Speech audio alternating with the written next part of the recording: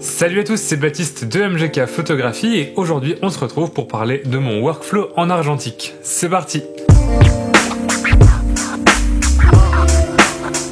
Avant de commencer cette vidéo, je voulais remercier chacune des personnes qui se sont abonnées à la chaîne ces derniers mois. Vous êtes désormais plus de 500 personnes à me suivre et ça me fait très plaisir. À cette occasion, si vous voulez que j'organise une petite vidéo FAQ, des choses comme ça, je vous invite à laisser vos questions en commentaire de cette vidéo. Et puis si j'ai suffisamment de questions intéressantes, peut-être que pour les 500 abonnés, je ferai une petite vidéo FAQ. En attendant, on va parler de mon workflow en argentique, de mon flux de travail en argentique, comment je traite mes photos, comment je processe tout ça.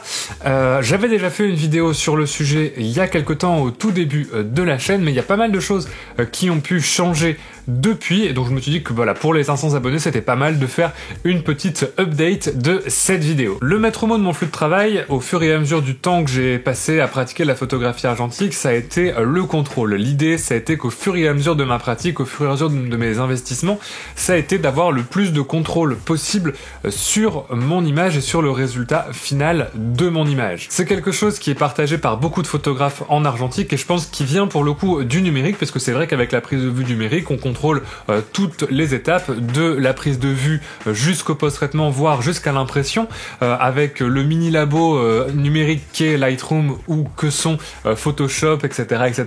Donc je pense que c'est vraiment une envie qui vient de la photographie numérique de pouvoir contrôler ses photos et son résultat final de A à Z, même en argentique. La grosse différence avec la vidéo que je vous avais présentée sur mon workflow auparavant, c'est que depuis maintenant presque 7-8 mois, je développe moi-même mes pellicules couleur comme noir et blanc à la maison. On a tendance à penser que le développement c'est quelque chose de difficile à mettre en place chez soi. En fait, c'est relativement simple, on n'a pas forcément besoin d'une pièce noire. J'utilise personnellement un manchon de chargement pour mettre mes films dans la cuve, c'est-à-dire que globalement c'est un grand sac opaque dans lequel vous allez pouvoir manipuler vos films, les sortir des cartouches ou les débobiner, les mettre dans une cuve étanche chez les lumières et puis ensuite on passe au développement. On fera à l'avenir une vidéo dédiée principalement au développement, sinon cette vidéo risque d'être beaucoup trop longue. Sachez simplement que c'est quelque chose de très facile à mettre en place. On trouve des produits de chimie de développement facilement sur internet et c'est très facile à préparer en prenant quelques précautions d'usage, en portant des gants, éventuellement des lunettes de protection pour éviter de se blesser. Le gros avantage de développer soi-même, c'est que ça vous donne encore plus de contrôle sur votre image, notamment en noir et blanc, où il existe différents types de produits chimiques pour développer vos pellicules, différents types de révélateurs qui vont chacun avoir des rendus différents avec les pellicules que vous utilisez. De mon côté, je sais que je suis très fan du noir et blanc avec un grain assez fin et des contrastes relativement marqués, et travailler en développement chez moi, ça me permet vraiment d'avoir ce rendu-là à chaque fois, alors que je ne sais pas forcément au labo quels sont les produits qu'ils utilisent, quelles sont leurs méthodologies de traitement des films, et je ne contrôle pas pour le coup le résultat final de mes images. Pour le développement couleur, c'est un petit peu différent puisque c'est une chimie universelle en C41, donc on n'a pas forcément cette différence de traitement selon les chimies, on n'a pas forcément ce contrôle. Là, c'est plus dans l'idée de continuer à le faire soi-même, puisque souvent on entend dire que le développement couleur à la maison, c'est plus difficile que le noir et blanc. Finalement, c'est quasiment la même chose, j'ai juste un pas en plus et faire un peu plus attention au contrôle de sa température, mais rien d'insurmontable. Le désavantage un petit peu de faire ça à la maison, c'est le temps que ça va prendre si vous n'avez pas un espace dédié, comme c'est mon cas, moi je fais ça dans la cuisine, donc à chaque fois le temps de mettre en place les chimies, de les réchauffer, de les mettre à température, de mettre les films en spire dans le manchon de chargement qui est une sorte de gros sac opaque à la lumière qui va me permettre de transférer les pellicules de leur cartouche dans une cuve de développement. Tout ça peut prendre jusqu'à plusieurs heures selon le nombre de films à traiter, selon la température des chimies à mettre, etc., etc. Donc c'est vrai que par rapport à un développement en labo, vous prenez du temps, mais vous payez aussi moins d'argent et vous contrôlez plus le résultat final. Après le développement, je passe au scan. Donc ça va être la numérisation de mes négatifs, et là ce que j'essaie de faire, c'est d'avoir un double numérique de mon négatif physique. Donc l'idée c'est d'avoir un scan le plus plat possible, donc j'essaie pas d'avoir un scan qui soit très contrasté ou très saturé, au contraire j'essaie d'avoir vraiment quelque chose, si c'est du noir et blanc, de très gris, si c'est de la couleur, le moins saturé, le moins contrasté possible pour pouvoir ensuite le travailler en post-traitement numérique sous Lightroom. L'idée c'est vraiment d'avoir une copie du négatif en numérique que je puisse retravailler et que je puisse tirer entre guillemets numériquement sous Lightroom. Vient ensuite l'étape du traitement numérique qui est la dernière étape pour donner sa vie à la photo. Pour ça j'utilise Adobe Lightroom qui me sert aussi de bibliothèque de stockage numérique pour retrouver mes films. Et je m'interdis globalement aucune retouche. Globalement, ça reste resaturé, recontrasté, comme j'ai scanné mes négatifs de manière très plate, très peu contrastée, très peu saturée quand il s'agit de la couleur.